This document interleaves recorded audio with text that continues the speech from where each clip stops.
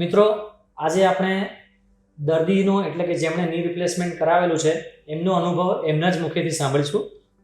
શું નામ કાકા આપનું? મહેન્દ્રભાઈ પટવા। ઓકે, આપ ક્યાં રહો છો? અને સુરત રહીએ છીએ।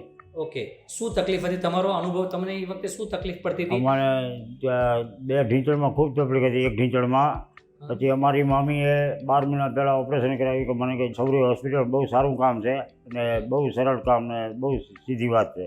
એટલે અમે અહીંયા આવ્યા, અમે અહીંયા સાહેબને બતાવ્યું એ કે તમારે થઈ જશે સવારે ઓપરેશન। એટલે મેં કીધું બરાબર છે। પછી મેં કરાયા પછી મને કે તમે કે 4 થી 5 જાત્રા તો ચોક્કસ કરી આવશો કે પાલીતાણા। એને બદલે મારી 8 જાત્રા થઈ ગઈ અને 5 વર્ષ થઈ ગયા અને એક પણ પૈસા ભરની તકલીફ નથી, કોઈ પણ જાતની, નહીં દુખાવો કે નહીં ચાલવામાં તકલીફ કે સેવાય કાંઈ નહીં। સીડી આરામથી ચડી, સીડી ચડી ઉતરી, પગથિયા ચડી ગયા 38,000 4000 પાલીતાણાના અને 8 વખત।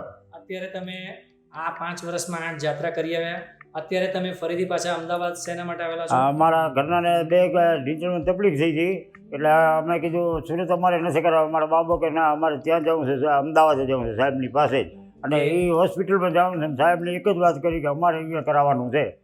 ઓકે, અને કામ એકદમ સરસ, સ્ટાફ બહુ સારો અને મેનેજમેન્ટ સારું બધી રીતે।